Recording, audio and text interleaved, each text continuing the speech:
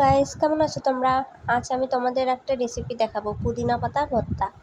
আর তোমরা কে পুদিনা পাতা পছন্দ করো আমাকে কমেন্ট করে জানিও। দেখো, আমি আমার ছাদের বাগান থেকে পুদিনা পাতাগুলো উঠিয়ে নিচ্ছি।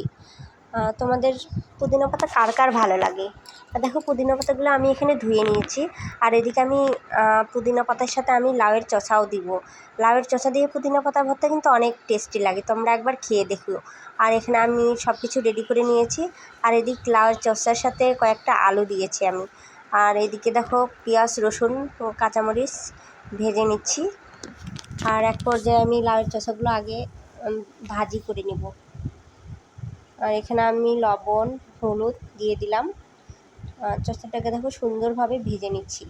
আর এই পুদিনা পাতার সাথে কিন্তু বন্ধুরা, এই যে লাউয়ের চোষাটা কিন্তু অনেক ভালো লাগে একসাথে ভর্তা করলে।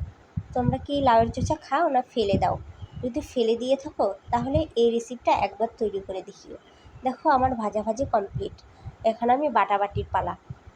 দেখো, এখানে আমি কয়েকটা কাঁচা রসুন নিয়ে নিয়েছি, কারণ কাঁচা রসুনের গন্ধ কিন্তু এই ভর্তাটার সাথে অনেক ভালো লাগে। আর আমি প্রথমে এখানে পুদিনা পাতাটাকে বেটে নিব।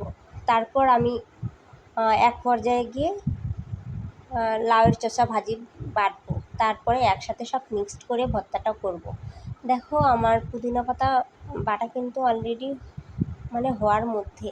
যতক্ষণ ফিনিশিং না হবে ততক্ষণ পর্যন্ত কিন্তু আমি এটা বাটবো। আর দেখো, এই পর্যায়ে আমি অ্যাড করে দিয়েছি কিন্তু যে লাউয়ের চোষাটা আমি ভেজে রেখেছিলাম সেটা অ্যাড করে দিয়েছি। এখন দুটাই ভালো করে বেটে নিয়ে দেখো, এখানে আমি ফিনিশিং করে বাটবো। যতক্ষণ পর্যন্ত দুইটা মিক্সার না হয় ততক্ষণ পর্যন্ত কিন্তু আমি এটা বাটতেই থাকবো। হাতে পাটায় বাটা ভর্তা কিন্তু খুব ভালো লাগে, তাই না?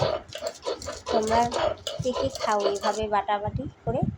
আমাকে কমেন্ট করো। আর দেখো, আমার বাটাবাটি অলরেডি কমপ্লিট। এখানে আমি সরিষার তেল দিয়ে দিলাম।